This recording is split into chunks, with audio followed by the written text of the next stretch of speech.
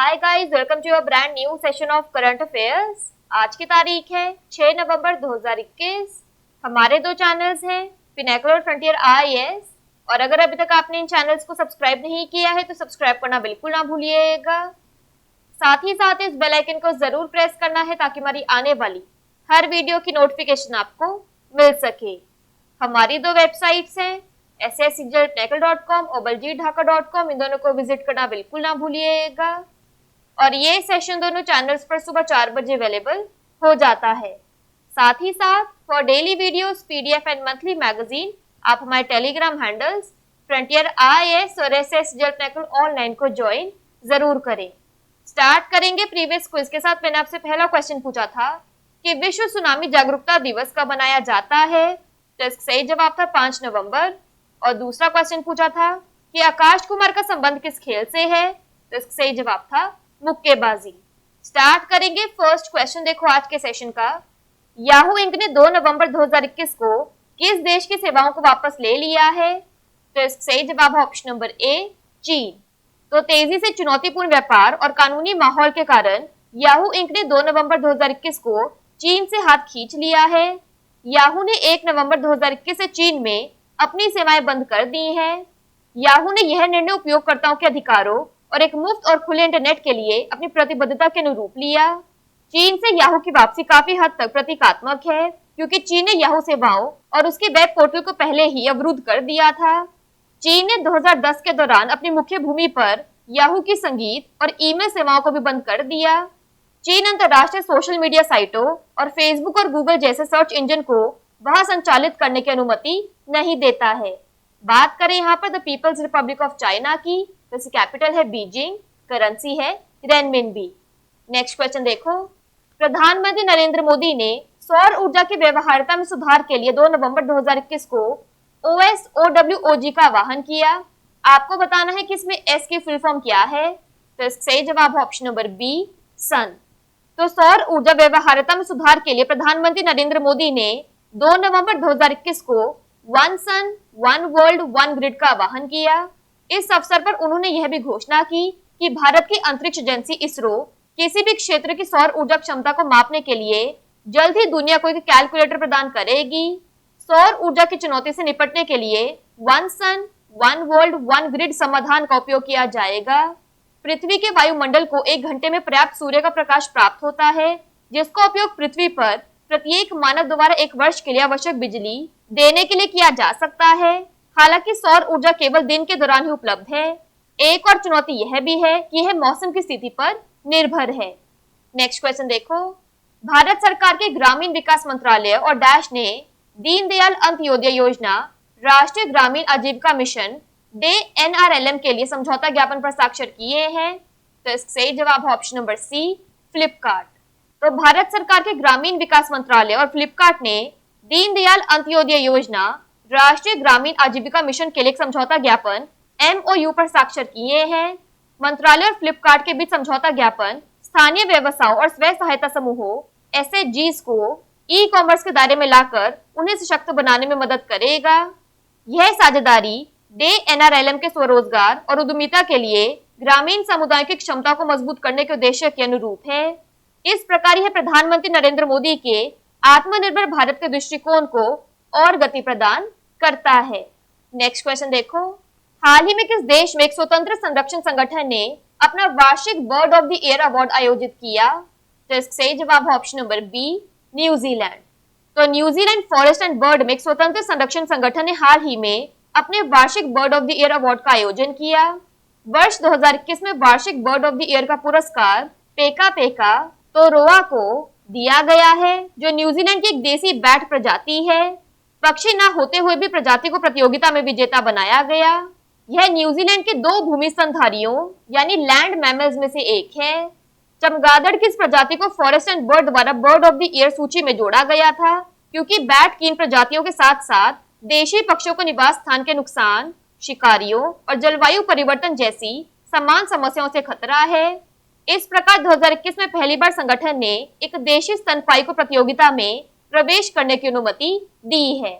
बात करें यहाँ पर न्यूजीलैंड की, जैसे कैपिटल है वेलिंगटन, करेंसी है न्यूजीलैंड डॉलर, PM है जसिंडा अर्डन। नेक्स्ट क्वेश्चन देखो, किस केंद्र मंत्री ने आयुष्मान सीएपीएफ स्वास्थ्य देखभाल योजना के विस्तारित लाभों की घोषणा की है? तो इसका सही जवाब है option number D, Amit Shah. तो 2 नवंबर 2021 को केंद्रीय गृह मंत्री अमित शाह ने घोषणा की कि केंद्र सरकार ने सभी केंद्रीय सशस्त्र पुलिस बलों सीएपीएफ के कर्मियों को आयुष्मान सीएपीएफ स्वास्थ्य योजना का लाभ दिया है। सीएपीएफ चरणबद्ध तरीके से केंद्रीय स्वास्थ्य बीमा कार्यक्रम का लाभ उठा सकेंगे। यह योजना पूरे भारत में दिसंबर के अंत तक उपलब्ध होगी। इससे 35 लाख सीएपीएफ कर्मियों और उनके परिवारों के सदस्यों को लाभ होगा। राष्ट्रीय सुरक्षा गार्ड एनएसजी को स्वास्थ्य कार्ड सौंपकर योजना शुरू की गई। नेक्स्ट क्वेश्चन देखो, किस राज्य को एक सम्मेलन में भाग लेने के लिए आमंत्रित किया गया है जो वसुधैव खाद्य और कृषि संगठन द्वारा आयोजित किया गया? तो इसका सही जवाब है ऑप्शन नंबर ए, तेलंगाना। तो तेलंगाना एक सम्मेलन में भाग लेने के लिए आमंत्रित किया गया है जो वसुधैव खाद्य और कृषि संगठन FAO द्वारा आयोजित किया गया। अंतर्राष्ट्रीय बीज सम्मेलन यानी इंटरनेशनल सीड कॉन्फ्रेंस 2 दिवसीय सम्मेलन है। यह 4 और 5 नवंबर 2021 को रोम में आयोजित किया गया था। सम्मेलन का आयोजन बीज उद्योग के विकास पर चर्चा करने के लिए किया गया। नेक्स्ट क्वेश्चन देखो, हाल ही में किस देश ने भारत के कोवैक्सीन कोविड-19 वैक्सीन को मान्यता दी है? तो इसका सही जवाब है ऑप्शन नंबर सी, ऑस्ट्रेलिया। तो ऑस्ट्रेलियाई सरकार ने 1 नवंबर 2021 को भारत के कोवैक्सीन कोविड-19 वैक्सीन को मान्यता दी है। भारत में कोवैक्सीन और कोविशील्ड 2 व्यापक रूप से इस्तेमाल किए जाने वाले टीके हैं। ऑस्ट्रेलिया ने पहले ही कोविशील्ड को मान्यता दे दी थी। ऑस्ट्रेलिया के चिकित्सीय सम्मान प्रशासन यानी थेरेप्यूटिक गुड्स एडमिनिस्ट्रेशन TGA ने यात्री के टीकाकरण की स्थिति स्थापित करने के लिए कोवैक्सीन के साथ साथ BBIBP कॉर्बी टीके को मान्यता दी है। कोवैक्सीन को 12 वर्ष और उससे अधिक आयु के यात्रियों के लिए मान्यता दी गई है, जबकि BBIBP कॉर्बी वैक्सीन को 18 से 60 वर्ष के लोगों के लिए मान्यता दी गई है। बात करें यहाँ पर ऑस्ट्रेलिया की, तो इसकी कैपिटल है Canberra, currency Australian dollar. Next question देखो, किस केंद्रीय मंत्री ने हज 2022 की घोषणा की है? तो इसका सही जवाब है ऑप्शन नंबर ए, केंद्रीय अल्पसंख्यक मामलों के मंत्री। तो केंद्रीय अल्पसंख्यक मामलों के मंत्री मुख्तार अब्बास नकवी ने 1 नवंबर 2021 को दक्षिण मुंबई के हज हाउस में हज 2022 की घोषणा की। ऑनलाइन आवेदन प्रक्रिया शुरू हो चुकी है और आवेदन करने की आखिरी तारीख 31 जनवरी 2022 है। हज मोबाइल ऐप के जरिए लोग आवेदन कर सकेंगे। हज एक इस्लामी तीर्थ यात्रा है जो सऊदी अरब के पवित्र शहर मक्का में प्रतिवर्ष की जाती है। भारत से हर साल 2 लाख हज यात्री सऊदी अरब जाते हैं। नई व्यवस्था से भारतीय हज यात्रियों के करोड़ों रुपए बचाने में मदद मिलेगी। नेक्स्ट क्वेश्चन देखो, किस राज्य ने इलेक्ट्रिक वाहनों EV पर मोटर वाहन कर और पंजीकरण शुल्क में पूर्ण छूट की घोषणा की है? तो इसका सही जवाब है ऑप्शन नंबर बी, ओडिशा। तो ओडिशा सरकार ने राज्यों में इलेक्ट्रिक वाहनों EV पर मोटर वाहन करों और पंजीकरण शुल्क में पूर्ण छूट की घोषणा की है। इलेक्ट्रिक वाहनों को तेजी से अपनाने के लिए प्रोत्साहित करने के लिए यह निर्णय लिया गया है। ओडिशा मोटर वाहन कराधान अधिनियम के तहत छूट दी गई थी और यह 2025 तक लागू रहेगी।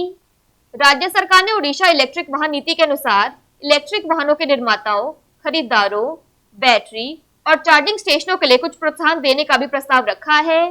सरकार ने बैटरी से चलने वाले वाहनों के लिए मोटर वाहन करों और पंजीकरण शुल्क में 100% की छूट की घोषणा की है। बात करें यहाँ पर ओडिशा की, तो इसके वर्ल्ड हेरिटेज साइट्स में आता है सन टेम्पल कोणार्क, डैम्स और रिवर्स में आता है Hirakud dam Mahanadi, Indravati dam Indravati. National parks में आता है Bhitarkanika national park, Simlipal national park. Famous lake में आता है चिलिका लेक। ओडिशा की कैपिटल है भुवनेश्वर, गवर्नर है गणेशी लाल, चीफ मिनिस्टर नवीन पटनायक। लास्ट क्वेश्चन देखो आज के सेशन का, संपत्ति पुनर्निर्माण कंपनियों ARC को नियंत्रित करने के लिए किस पैनल ने ओवरहॉलिंग नियमों का सुझाव दिया है? तो इसका सही जवाब है ऑप्शन नंबर डी, भारतीय रिजर्व बैंक। तो भारतीय रिजर्व बैंक RBI के पैनल ने संपत्ति पुनर्निर्माण कंपनियों ARC को नियंत्रित करने के लिए नियमों में बदलाव का सुझाव दिया है। ARC नियमों में बदलाव से लेन देन के लिए खराब ऋण की उपलब्धता में वृद्धि होगी। यह बाजार में संकटग्रस्त कंपनियों के लिए निवेशकों का एक विस्तृत समूह भी लाएगा। बात कर लेते हैं आज के सेशन के क्विक समरी की। तो याहू इंक ने चाइना से अपनी सर्विसेज पुल आउट कर ली है। OSOWOG में S का मतलब है सन। MORD ने फ्लिपकार्ट के साथ दीनदयाल अंत्योदय योजना नेशनल रूरल लाइवलीहुड मिशन के लिए MOU साइन किया है। न्यूजीलैंड में bird of the year award organise किया गया। Ayushman CAPF health care scheme Amit Shah ने लॉन्च की। तेलंगाना को FAO के वर्चुअल कॉन्फ्रेंस में इनवाइट किया गया। ऑस्ट्रेलिया ने इंडिया की कोवैक्सीन को रिकॉग्नाइज कर लिया है। Union minister of minority affairs ने हज 2022 अनाउंस किया। ओडिशा इलेक्ट्रिक व्हीकल्स पर फुल एग्जेम्पशन देगा। और RBI पैनल ने ARC को गवर्न करने के लिए ओवरहॉलिंग रूल को सजेस्ट किया।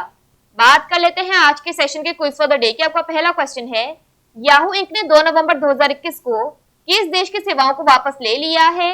और आपका दूसरा क्वेश्चन है, किस केंद्रीय मंत्री ने हज 2022 की घोषणा की है? इन दोनों क्वेश्चंस का आंसर आपको नीचे कमेंट सेक्शन में जरूर करना है।